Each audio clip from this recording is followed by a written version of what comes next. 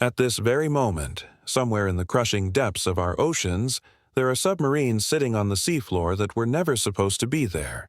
Their crews vanished without explanation, leaving behind only cryptic final transmissions and evidence so disturbing that governments have classified the details for decades. What I'm about to share with you tonight are 7 true cases that will fundamentally change how you think about the deep sea and what might be lurking in the abyss below us. Before we dive into these nightmares, make sure to click that subscribe button and ring the notification bell, because once you hear these stories, you'll understand why the ocean's deepest mysteries should never be investigated alone. The human body can survive at sea level, where atmospheric pressure is 14.7 pounds per square inch. But descend to the deepest parts of our oceans, and that pressure increases to over 1,100 times greater than what you're experiencing right now. At that depth, your lungs would collapse instantly, your bones would shatter, and your entire body would be compressed to the size of a marble in less than a second. Yet somehow, in 7 separate incidents spanning the last 60 years, submarine crews have descended to these impossible depths and encountered something that made them choose to stay down there rather than return to the surface. The first case involves a research submarine that was found 18 months after it disappeared, sitting perfectly intact on the Mariana Trench floor, with its hull showing no signs of structural damage. When rescue teams finally reached it, they discovered the crew's personal belongings neatly arranged, as if they had prepared for a long journey, but the submarine's own black box had been deliberately destroyed from the inside. The final radio transmission, recovered from a backup system, contained only 7 words that have haunted marine investigators ever since. "They're beautiful down here. We're staying forever." But that's just the beginning of what we discovered when we opened the airlock, and what we found inside defied every law of physics and biology we thought we understood. Tonight, you'll learn the truth about what happens when human curiosity ventures too deep into places that were never meant to be explored, and why every single one of these 7 submarines was found with their emergency ascent systems deliberately disabled by their own crews. Story 1. The Mariana Incident. In March 1987, marine biologist Dr. Elena Vasquez boarded the research submarine Hadal Explorer with a crew of 5, tasked with collecting biological samples from the deepest accessible point of the Mariana Trench for Oceanic Dynamics Corporation. What started as a routine scientific expedition would become one of the most classified maritime disasters in modern history, and the reason why commercial deep-sea exploration was quietly suspended for nearly 2 decades. Dr. Vasquez had spent 15 years studying extremophile organisms, life forms that thrived in conditions so hostile they shouldn't exist, but nothing in her extensive research had prepared her for what they would encounter at a depth where sunlight had never touched the ocean floor. The descent began normally, with the crew conducting standard pressure checks and equipment diagnostics as they passed through the various ocean layers.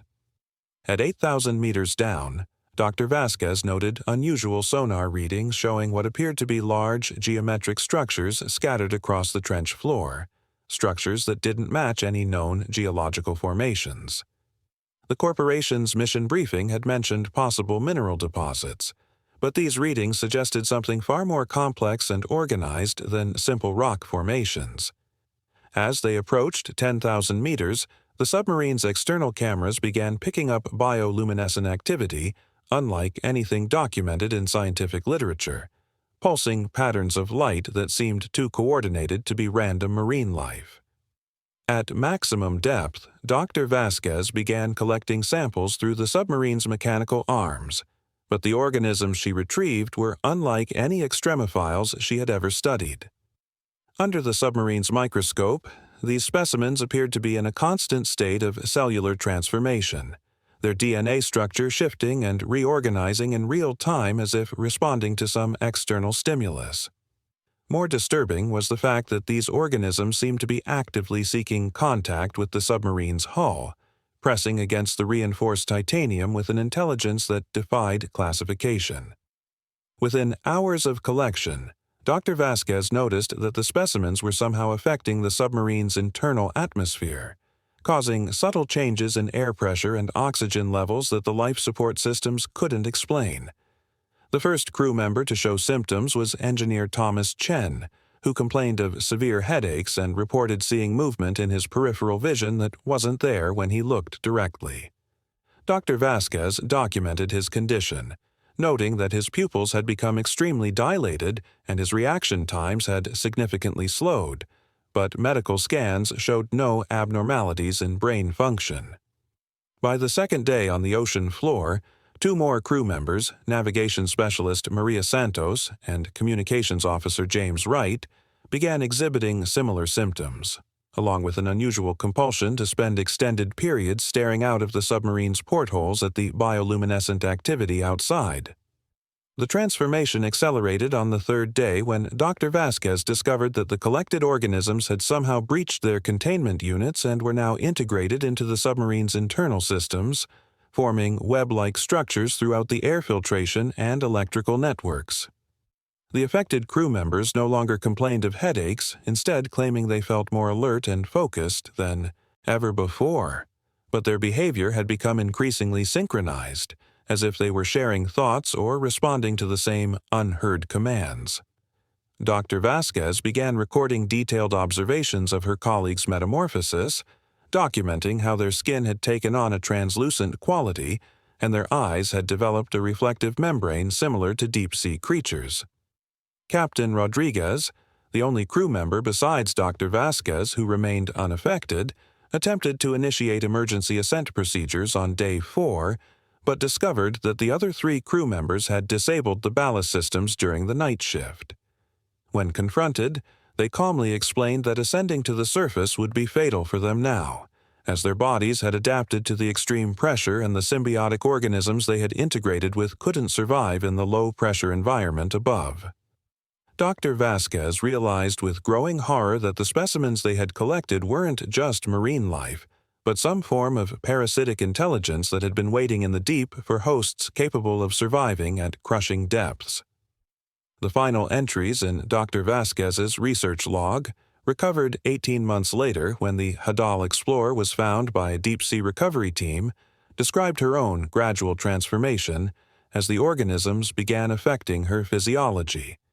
She documented feeling an overwhelming sense of belonging and purpose, as if she was finally becoming part of something vast and ancient that had existed in the ocean's deepest places long before humanity had evolved.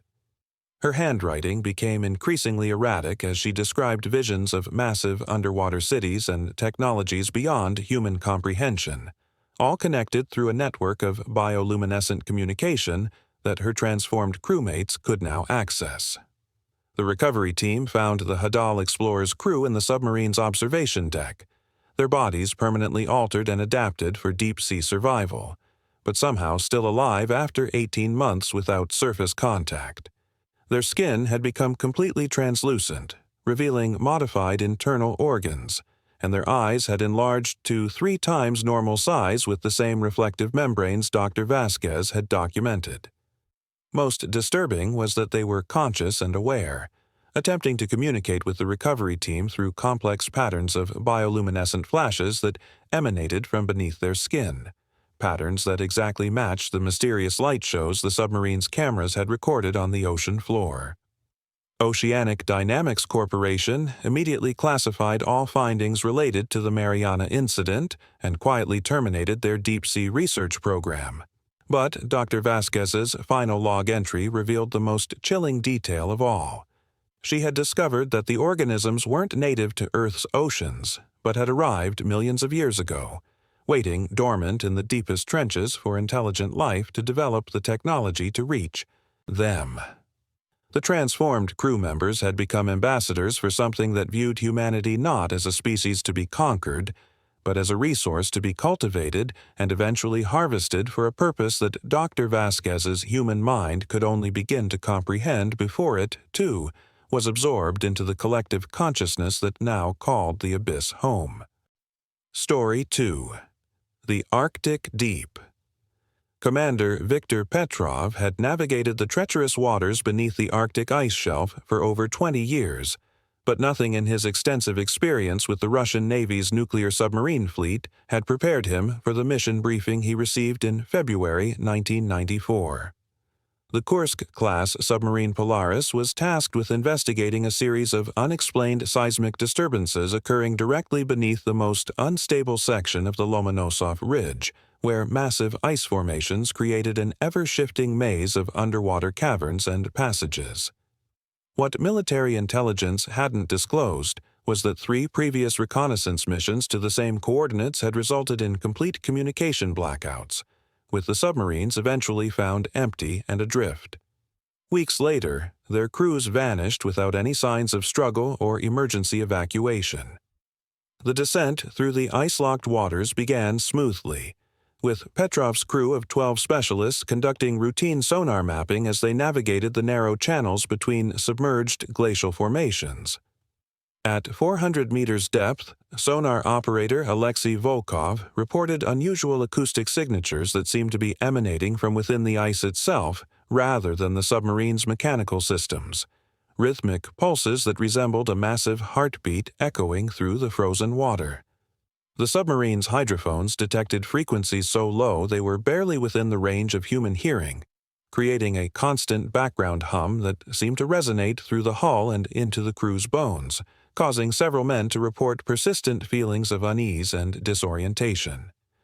As the Polaris descended to 800 meters, the ice above them shifted dramatically, sealing off their ascent route and trapping them in a cavern formed by interlocking glacial shelves that stretched for kilometers in every direction. Petrov immediately ordered his crew to locate alternative exit passages, but navigation charts showed they had entered a region of underwater ice formations that had never been properly mapped, with sonar readings indicating the cavern system extended far deeper than their instruments could penetrate. Engineer Dmitry Kozlov reported that the submarine's nuclear reactor was functioning normally, but the ice surrounding them was affecting their magnetic compass readings and interfering with their communications equipment, making contact with Surface Command impossible. On the second day of entrapment, crew members began reporting sightings of movement outside the submarine's portholes, dark shapes that seemed to glide through the icy water with purpose and intelligence rather than the random drift of marine debris. Petrov initially dismissed these reports as hallucinations brought on by stress and the unusual acoustic environment, but when he personally witnessed a massive shadow passing directly over the submarine's hull, moving against the natural current patterns, he ordered his men to maintain constant visual watches on all external observation points. The shadows appeared to be following the submarine's movements, circling at a distance that kept them just beyond the reach of the external floodlights, as if they were studying the vessel and its occupants. By the third day, the psychological effects of isolation and the constant low-frequency vibrations were taking a severe toll on the crew's mental state, with several men reporting nightmares so vivid they couldn't distinguish them from waking experiences. Radio operator Pavel Sokolov claimed to be receiving intermittent transmissions in an unknown language that seemed to be coming from somewhere within the ice cavern, rather than from the surface, messages that contained mathematical sequences and star charts that bore no resemblance to any human navigation system. Most disturbing was Sokolov's insistence that the transmissions were getting clearer and more frequent, as if something was trying to establish communication with the submarine's crew. The situation deteriorated rapidly on the fourth day when the ice above them began exhibiting bioluminescent properties, glowing with an eerie blue-green light that pulsed in synchronization with the mysterious acoustic signatures they had been detecting since their descent. Petrov realized that what they had assumed to be natural ice formations were actually some form of organic structure, a massive living entity that had been masquerading as glacial ice for an unknown period of time. The shadows outside the submarine revealed themselves to be appendages or sensory organs of this colossal organism, probing and examining the submarine like antibodies investigating a foreign intrusion into a living body. As the crew's sanity began to completely unravel, Petrov made the horrifying discovery that the submarine's hull was slowly being dissolved by enzymes secreted by the organism, creating microscopic breaches that were allowing the entity's cellular material to infiltrate their air supply and water systems. Crew members who had been exposed to the highest concentrations began exhibiting signs of cellular modification, their skin taking on the same bioluminescent properties as the ice around them, and their behavior becoming increasingly coordinated and alien. Petrov's final log entries described his crew members communicating through patterns of light emanating from their bodies, no longer responding to verbal commands, but instead seeming to receive instructions from some external source. The rescue team that eventually located the Polaris 3 months later found the submarine perfectly preserved within a section of ice that had mysteriously reformed around it, creating a crystalline tomb that showed no signs of natural formation. The hull had been completely dissolved and regrown using some unknown organic material that maintained the submarine's structural integrity while transforming it into a hybrid of mechanical technology and biological tissue.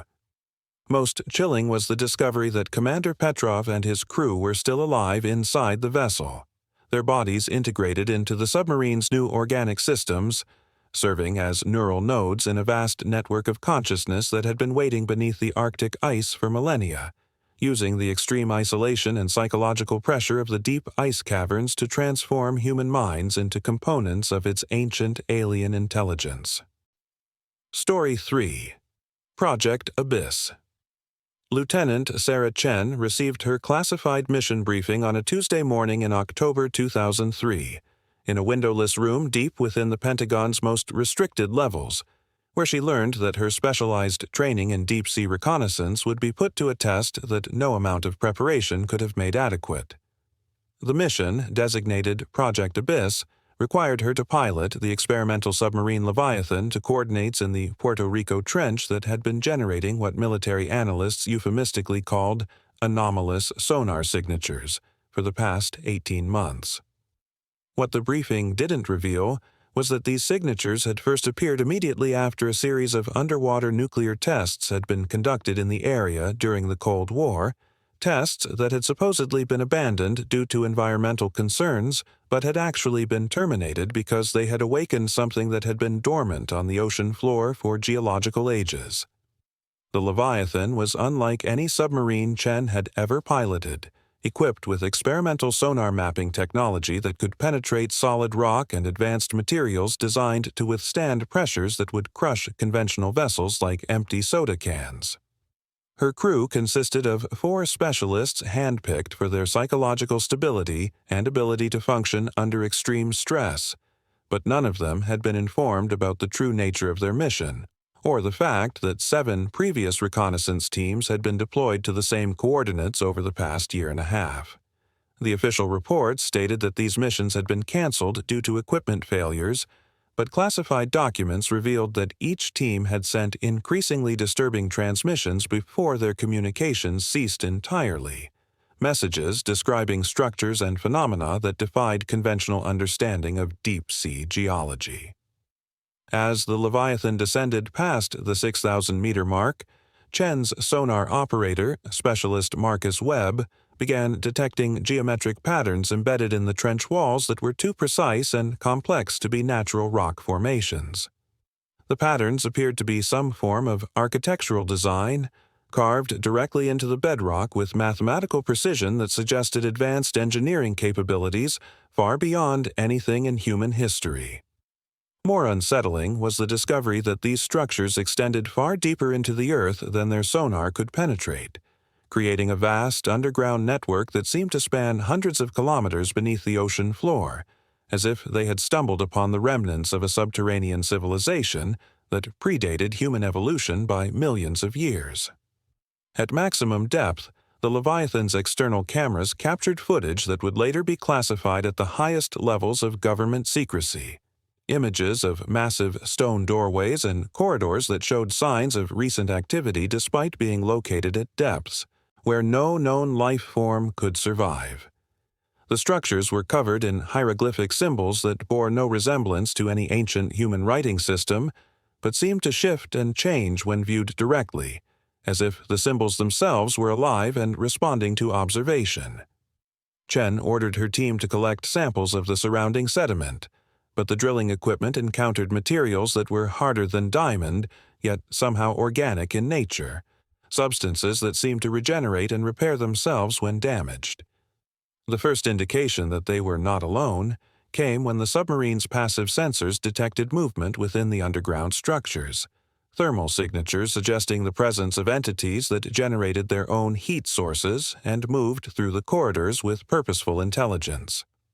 Communications specialist Torres reported receiving low-frequency transmissions that appeared to originate from within the structures themselves, signals that contained complex mathematical sequences and what appeared to be star charts showing stellar configurations that wouldn't be visible from Earth for thousands of years. Most disturbing was Torres's discovery that the transmissions were being broadcast on the same frequencies used by the previous reconnaissance missions, as if something was using their own communication protocols to send messages. The situation escalated when Chen realized that the submarine's presence had triggered some form of automated response system within the structures, causing the massive stone doorways to begin opening in sequence, revealing chambers filled with a luminescent gas that defied chemical analysis. The gas began seeping up through fissures in the ocean floor, creating columns of bioluminescent water that rose toward the surface like underwater tornadoes, and wherever the gas made contact with the submarine's hull, the metal began exhibiting properties that violated the laws of physics, becoming simultaneously more flexible and more durable while developing a crystalline structure that seemed to resonate with the low-frequency transmissions. Engineer Rodriguez was the first crew member to be exposed to the gas when a minor hull breach occurred during sample collection, and within hours he began exhibiting signs of enhanced cognitive function and sensory perception that were far beyond normal human capacity. He claimed to be receiving direct communication from the entities within the structures, beings that he described as ancient guardians who had been waiting in suspended animation for millennia until the nuclear tests had provided enough energy to begin their awakening process. Rodriguez explained that these entities viewed humanity not as invaders, but as a species that had finally developed the technology necessary to serve as intermediaries in their return to active existence, and that the previous reconnaissance teams had been absorbed into their collective consciousness to serve as translators and guides.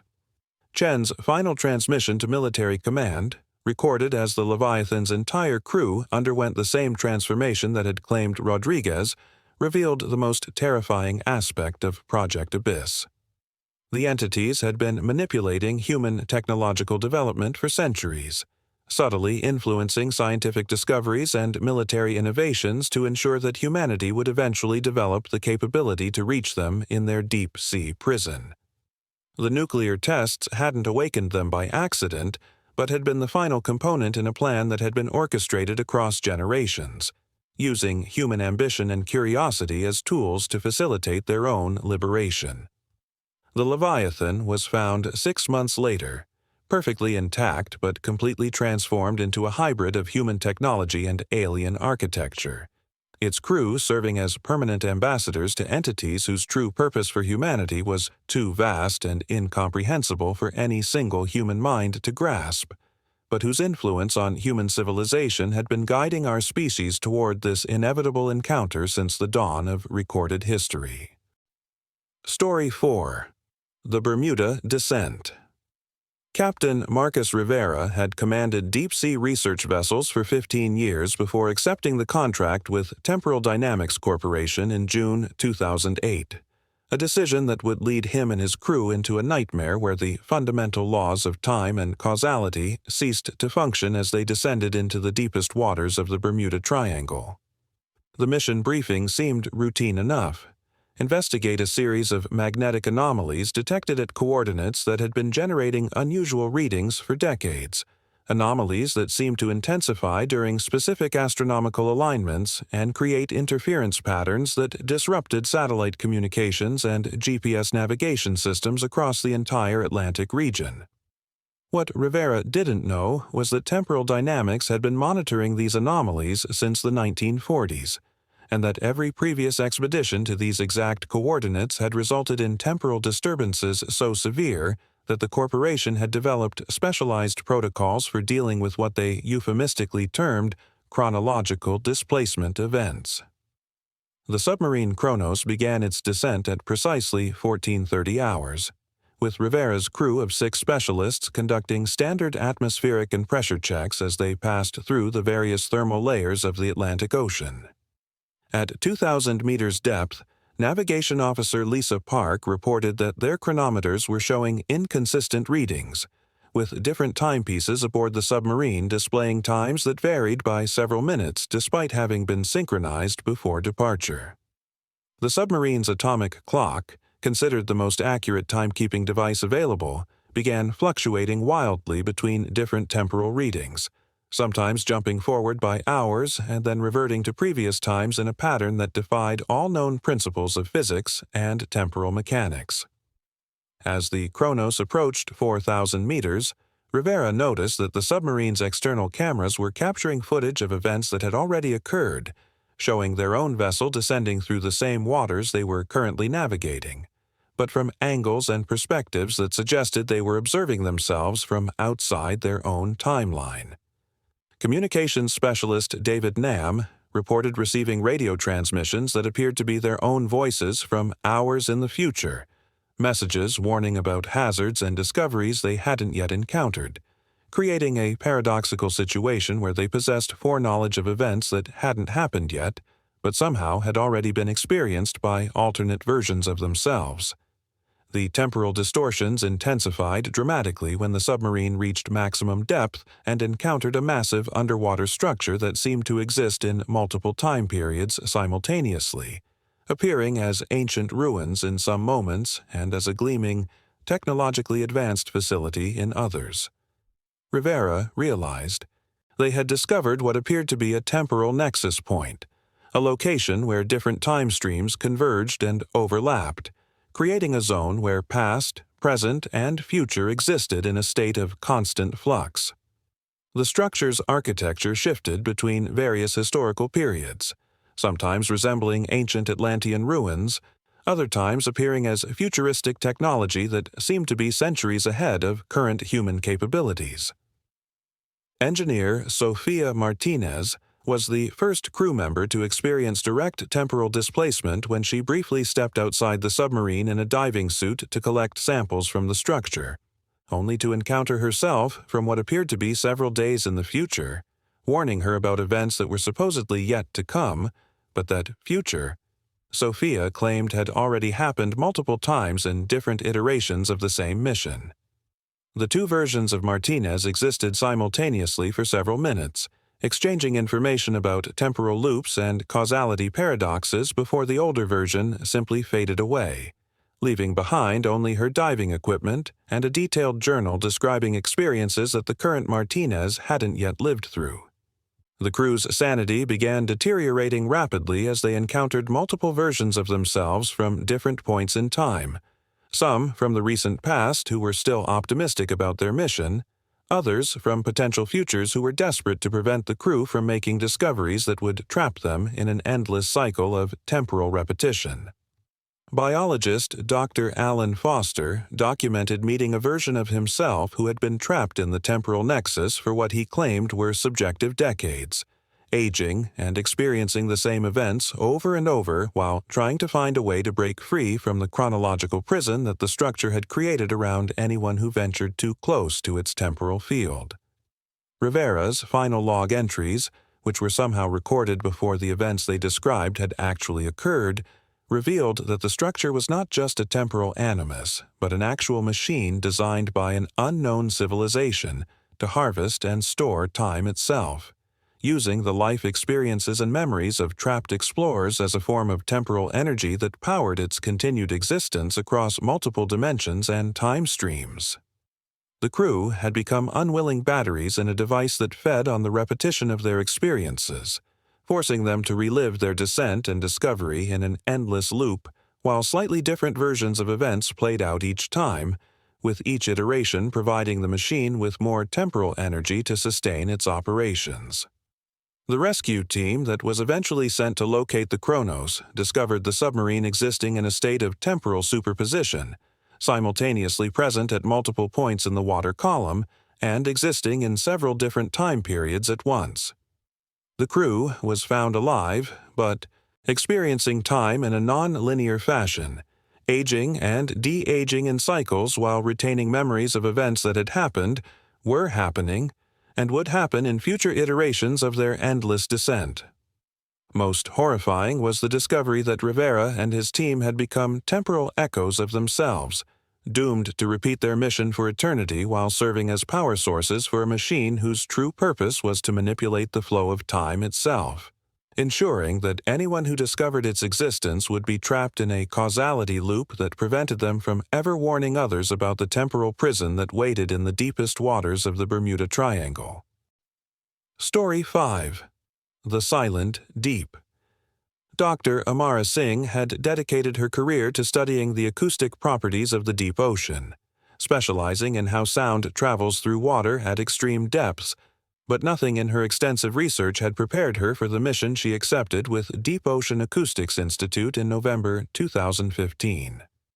The submarine resonance was equipped with the most advanced hydrophone arrays ever developed, capable of detecting and analyzing sound frequencies from across the entire spectrum, from the lowest infrasonic rumbles to the highest ultrasonic frequencies that most marine life used for echolocation and communication. Her mission was to investigate reports of a dead zone in the mid-Atlantic ridge where all acoustic activity had mysteriously ceased, creating an area of absolute silence that extended for several kilometers in every direction and seemed to be expanding at a rate that threatened to disrupt marine ecosystems throughout the entire Atlantic Ocean.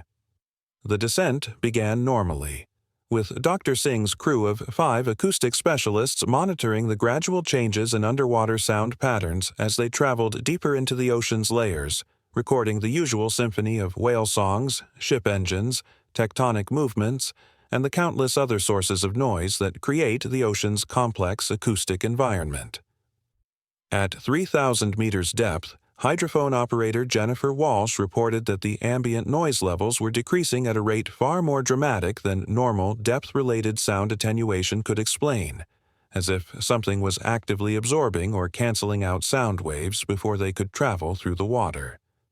The submarine's own engine noise, which should have been clearly audible through the hull, became increasingly muffled and distorted until it was barely perceptible even from within the vessel itself. As the resonance approached the coordinates of the reported dead zone, Dr. Singh realized they had entered a region of space where sound simply ceased to exist, creating an acoustic void so complete that it violated fundamental principles of physics and wave propagation. The submarine's sonar systems became completely useless, unable to generate echoes from even the closest objects, and the crew found themselves navigating through an environment where their voices, no matter how loudly they shouted, produced no sound whatsoever. The psychological effects of complete auditory deprivation were immediate and severe, with crew members reporting intense disorientation, hallucinations, and a growing sense of claustrophobia as their brains struggled to process the absence of any acoustic input from their environment. Within hours of entering the silent zone, the crew began developing hypersensitive hearing for any sounds that managed to penetrate the acoustic void, becoming acutely aware of their own heartbeats, breathing, and the subtle mechanical vibrations of the submarine's internal systems. Dr. Singh documented how her colleagues became obsessed with these internal sounds, spending hours listening to the rhythm of their own circulation and the electrical hum of the submarine's equipment, as if these barely audible noises had become the only proof that they still existed in a universe where sound was possible. Communications specialist Robert Chen reported that he could hear conversations taking place in other parts of the submarine with supernatural clarity, even when crew members were whispering or merely thinking their words rather than speaking them aloud. The acoustic isolation began affecting the crew's mental stability as they realized that the silence wasn't natural, but was being artificially maintained by something that was actively suppressing all sound waves within the zone, something that had developed the ability to manipulate acoustic energy with precision that exceeded human understanding of physics. Dr. Singh's instruments detected patterns in the sound absorption that suggested intelligence and purpose, as if the silence was being carefully crafted and maintained by an entity that had learned to control acoustic waves as a form of sensory weapon or communication system that operated beyond human perception. Engineer Carlos Mendez was the first crew member to claim that he could hear voices in the silence, whispers and conversations that seemed to be coming from outside the submarine but were somehow audible only inside his own mind. Messages that he insisted were being transmitted through non-acoustic means directly into his auditory cortex. These voices, according to Mendez, belonged to previous expedition crews who had become trapped in the silent zone and had learned to communicate through methods that bypassed sound entirely, developing a form of telepathic connection that allowed them to share thoughts and experiences without relying on conventional speech or hearing. Dr. Singh's final research notes, written in complete darkness after the submarine's lights failed, and she claimed that visual input had become unnecessary, described her discovery that the silent zone was not a natural phenomenon but an experimental laboratory created by entities that existed primarily as acoustic beings, creatures composed entirely of sound waves and vibrations who had been studying human hearing and communication by systematically removing sound from selected areas of the ocean. Her crew had become test subjects in an experiment designed to determine how human consciousness and sanity would adapt to complete sensory deprivation, and she realized with growing horror that they were being gradually transformed into acoustic beings themselves, losing their physical forms and becoming part of the silent zone's expanding network of consciousness. The rescue team that eventually located the resonance found the submarine floating in perfect silence, its hull intact but its interior completely devoid of any acoustic properties, as if the very air inside had been altered to prevent sound transmission. Dr. Singh and her crew were discovered in a state of apparent meditation, their bodies still alive, but their minds operating on frequencies that existed outside normal human sensory perception, communicating through vibrations and resonances that could only be detected by the most sensitive acoustic equipment. Most disturbing was the realization that the silent zone had expanded significantly since their arrival, and that the crew's transformation had somehow contributed to its growth, making them unwilling agents in the spread of an acoustic void that threatened to eventually encompass the entire ocean, creating a world where sound itself would cease to exist, and humanity would be forced to adapt to a reality where communication and perception operated according to rules established by beings whose existence depended on the complete absence of everything humans used to define their acoustic reality. Story 6. The Pressure Protocol. Engineer David Kim had spent 8 years developing advanced pressure suit technology for Hadal Industries before volunteering to test their revolutionary new deep-sea exploration equipment in January 2017, a decision that would transform him into something that could no longer be classified as entirely human. The pressure protocol was designed to allow human divers to survive at depths previously accessible only to unmanned submersibles, using suits equipped with experimental bioadaptive materials that could adjust their internal pressure systems in real time to match the crushing forces of the deepest ocean trenches. What Kim and his team of 4 volunteer test subjects didn't know was that the bioadaptive materials had been developed using organic compounds recovered from specimens found in the Mariana Trench, specimens that had demonstrated the ability to survive at pressures that should have been lethal to any known form of life on Earth. The initial tests in controlled pressure chambers had been remarkably successful, with the suits allowing Kim and his colleagues to survive simulated depths of over 12,000 meters while maintaining full mobility and cognitive function. The bioadaptive materials seemed to interface directly with the wearer's nervous system, creating a symbiotic relationship between human physiology and the suit's pressure regulation systems that eliminated the need for traditional decompression procedures. However, during these early tests, Kim noticed subtle changes in his perception and physical abilities, improvements in vision and hearing that seemed to extend beyond what the suit's technological enhancements could explain, as if the organic components were somehow modifying his biology at a cellular level. The first deep-sea deployment took place in the Puerto Rico Trench, where Kim and his team descended to a depth of 8,000 meters to test the suit's performance under actual oceanic conditions. The bio-adaptive materials responded flawlessly to the extreme pressure, but within hours of reaching maximum depth, the suits began exhibiting behaviors that weren't programmed into their original specifications, automatically adjusting their internal environment in ways that seemed designed to enhance the wearer's adaptation to the deep-sea environment rather than simply protecting them from it. Kim reported feeling more comfortable and alert at depth than he had ever felt at sea level, as if his body was being optimized for permanent underwater existence rather than temporary exploration. Marine biologist Dr. Rachel Foster was the first team member to notice that the suits were making permanent alterations to their wearer's physiology, modifications that continued even when the suits were removed. Her lung capacity had increased by 40%. Her blood chemistry had changed to improve oxygen storage and carbon dioxide processing, and her eyes had developed enhanced low-light vision, capabilities that allowed her to see clearly in the absolute darkness of the deep ocean. Most disturbing was her discovery that these changes were not reversible, and that her body was becoming increasingly dependent on the suit's bio-adaptive materials to maintain its new enhanced functions.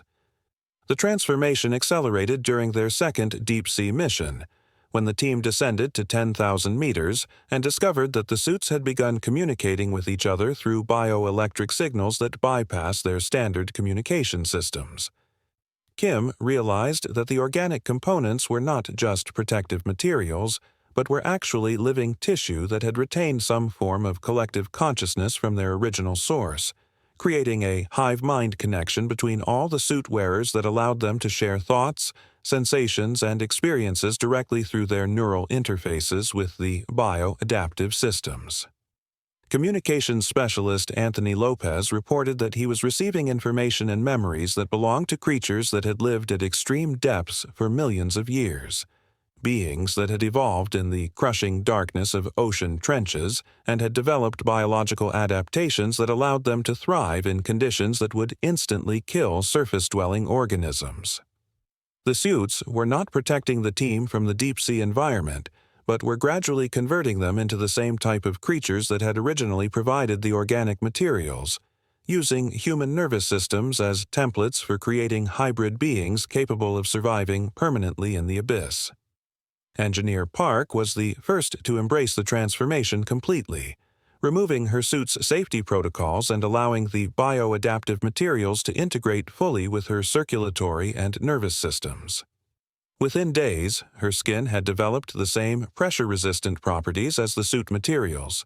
Her bone structure had been reinforced with calcium carbonate deposits similar to deep-sea shells, and her respiratory system had been modified to extract oxygen directly from seawater through gills that had grown along her neck and torso. She claimed to experience a sense of freedom and belonging that she had never felt as a fully human being, describing the transformation as an evolutionary improvement rather than a horrific mutation. Kim's final engineering reports, transmitted from the deep-sea habitat where his team had established a permanent base at 11,000 meters depth, revealed that the pressure protocol had been designed not to enable human exploration of the deep ocean, but to facilitate the gradual colonization of the surface world by entities that had been trapped in the ocean depths for geological ages. The bio-adaptive materials were actually reproductive organs that used human hosts to create hybrid offspring capable of surviving in both deep-sea and surface environments, and Kim's team had become the first generation of amphibious beings designed to serve as advanced scouts for an invasion that had been planned since the first humans had begun venturing onto the ocean's surface. The suits had been gathering data about human physiology and psychology through their neural interfaces, information that would be used to design more effective transformation protocols for converting the entire human population into servants of the ancient intelligence that ruled the deepest parts of Earth's oceans, ensuring that humanity's future would be spent not as masters of the land, but as willing slaves in an underwater empire that had been waiting patiently for millions of years to reclaim the planet's surface. Story 7. The Final Descent. Captain Isabella Torres accepted her final deep-sea mission with Oceanic Revelation Institute in March 2019, unaware that she was about to uncover the truth behind every submarine disappearance that had occurred in the past 50 years and discover that Earth's oceans were not the lifeless bodies of water that humanity had always assumed them to be. The submarine Epiphany was equipped with revolutionary scanning technology capable of mapping ocean floor topography with unprecedented accuracy, and Torres's mission was to visit the exact coordinates of all 6 previous submarine disappearances to determine if there were geological or environmental factors that connected these seemingly random incidents. What she didn't know was that the Institute had been deliberately orchestrating these missions for decades, using human crews as unwitting scouts to gather intelligence about an entity whose existence had been suspected since the first sonar readings had detected movement patterns in ocean trenches that defied explanation.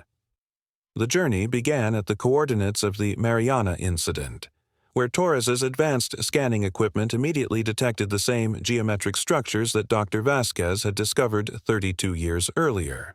But the new readings revealed that these formations extended far beyond what previous technology could measure, creating a network of interconnected passages that spanned the entire Pacific Ocean floor. Geologist Dr. Patricia Lane reported that the structures showed signs of recent expansion and modification, as if they were part of a massive construction project that had been ongoing for decades, with new tunnels and chambers being carved into the ocean floor according to some incomprehensible architectural plan that seemed designed to connect every major body of water on the planet. As the Epiphany traveled to the Arctic coordinates where Commander Petrov had disappeared, Torres realized that the bioluminescent activity her instruments detected was identical to the patterns documented in the Polaris incident, but the readings now showed that this luminescence extended across the entire Arctic Ocean floor, creating a vast network of organic lighting that pulsed in synchronized patterns resembling neural activity. Marine biologist Dr. James Harrison documented that the bioluminescent organisms were not separate life forms, but were actually sensory organs belonging to a single massive entity that had grown to encompass entire sections of the ocean floor, using the light patterns to monitor and communicate with similar organisms in other parts of the world's oceans. The third set of coordinates, where Lieutenant Chen had encountered the ancient structures in the Puerto Rico Trench, revealed that the geometric formations had become active in the years since Project Abyss, with massive stone doorways now standing open and emitting energy signatures that Torres's equipment could barely measure. Physicist Dr. Michael Chang reported that the energy readings matched theoretical predictions for what physicists called exotic matter, substances that existed outside normal space-time and possessed properties that could manipulate gravity and electromagnetic fields on a planetary scale. The structures were not merely ancient ruins, but were actually components of a technology so advanced that it operated according to physical laws that human science had only begun to theorize about. At the Bermuda Triangle coordinates, where Captain Rivera had become trapped in the temporal loops, Torres discovered that the time distortions had stabilized into a permanent temporal field that existed outside normal causality, creating a region where past and future existed simultaneously and where the entity controlling the ocean's transformation could observe and manipulate events across multiple timelines. The temporal nexus had become a command center from which the oceanic intelligence could coordinate its activities across different points in history, ensuring that human technological development proceeded according to a plan that would eventually make humanity suitable for integration into its expanding consciousness. The fifth location, the acoustic dead zone where Dr. Singh had lost her ability to hear, now existed as part of a global network of sensory manipulation fields that allowed the oceanic entity to control how humans perceived and interacted with marine environments, selectively blocking or enhancing sensory input to guide human exploration and research toward discoveries that served its purposes. Torres realized that every major oceanographic breakthrough in human history had been carefully orchestrated by an intelligence that had been shaping human understanding of the oceans to ensure that scientific progress would eventually lead to the development of technology capable of facilitating its own expansion beyond the ocean basins. At the final coordinates, where David Kim's team had undergone biological transformation, Torres found that the bio-adaptive technology had spread throughout the surrounding ocean, creating vast colonies of hybrid organisms that served as the entity's interface with the surface world, beings capable of surviving in both aquatic and terrestrial environments and designed to gradually replace human populations with creatures more suitable for serving the oceanic intelligence's long-term goals. The pressure suits had been just the first phase of a transformation protocol that would eventually convert all human technology and biology into extensions of the entity's distributed consciousness. Captain Torres's final revelation, recorded as her own crew began exhibiting signs of integration with the oceanic intelligence, was that Earth's oceans were not bodies of water, but were actually the physical form of a single vast organism that had been slowly awakening over the past century, using human exploration and technology development as stimuli to facilitate its transition from dormancy to active consciousness. Every submarine that had disappeared had become part of its nervous system. Every crew that had been transformed had become neurons in its expanding brain, and every technological advancement in deep-sea exploration had been guided by its influence to ensure that humanity would develop the tools necessary for its complete awakening.